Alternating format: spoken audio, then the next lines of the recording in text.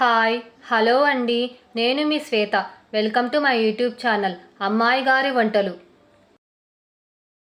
Today recipe is నేటి బొబ్బట్లు. చూస్తూనే నోరూరుతుంది కదండి. మరెందుకు ఆలస్యం, లెటస్ స్టార్ట్ ద రెసిపీ. ఒక బౌల్లో 1 కప్ మైదా పిండి, 1 కప్ గోధుమ పిండి, సరిపడా ఉప్పు, 1 టేబుల్ స్పూన్ ఆయిల్ వేసి పిండిని కలుపుకొని కొద్ది కొద్దిగా వాటర్ వేసుకుంటూ చపాతీ పిండి ముద్దలా కలుపుకోవాలి. ఇలా మైదా పిండితో గోధుమ పిండితో కలిపి చేసిన బొబ్బట్లను వంట రాని వారు కూడా పండుగ రోజు చాలా సింపుల్గా చేసుకోవచ్చండి.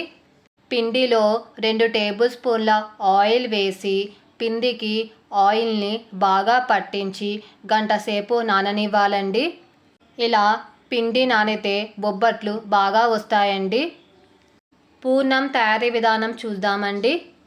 ముందుగా ఒక గిన్నెలో 1 గ్లాస్ కందిబ్యాలను వేసుకొని 2 టైమ్స్ వాటర్తో వాష్ చేసుకోవాలి.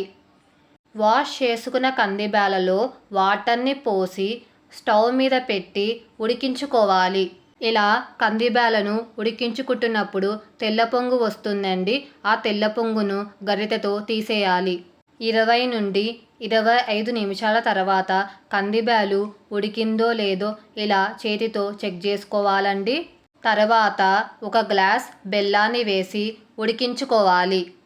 బెల్లం కరిగాక ఫ్లేవర్ కోసం 1 టేబుల్ స్పూన్ ఇలాచీ పొడి వేసుకొని గరిటెతో కలుపుకోవాలి.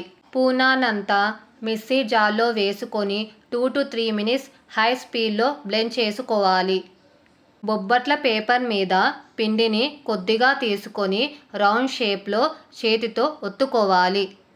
పూర్ణాన్ని రౌండ్ షేప్లో చేసుకొని పిండి మీద పెట్టి పూర్ణాన్ని పిండితో వ్రాప్ చేసి టర్న్ చేసుకొని ఇక్కడ నేను చూపించిన విధానంలో చేతితో చిన్నగా ఒత్తుకొని బొబ్బట్లను చేసుకోవాలి. చేతికి కొద్దిగా ఆయిల్ అప్లై చేసి బొబ్బట్లను చేస్తే బాగా వస్తాయి. బొబ్బట్లను నాన్ స్టిక్ ప్యాన్ మీద వేసి కాల్చుకోవాలి. ఇక్కడ నేను మీడియం సైజ్ బొబ్బట్లను చేశానండి. బొబ్బట్ల మీద ఆయిల్ వేసి ఒకవైపు కాల్చుకోవాలి. ఒకవైపు కాలాక టర్న్ చేసుకొని ఆయిల్ వేసుకొని మరోవైపు కాల్చుకోవాలి. కాల్చుకున్న బొబ్బట్లను ఒక ప్లేట్లో సర్వ్ చేసుకోవాలి. అంతే, ఎంతో రుచికరమైన నేటి బొబ్బట్లు రెడీ.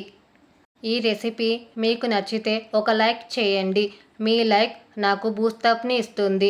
అలాగే మీ ఫ్రెండ్స్కి, రిలేటివ్స్కి షేర్ చేసి మరిన్ని వీడియోస్ కోసం ఛానల్ని సబ్స్క్రైబ్ చేసుకొని ఫీడ్బ్యాక్ రూపంలో నాకు కమెంట్ చేయండి.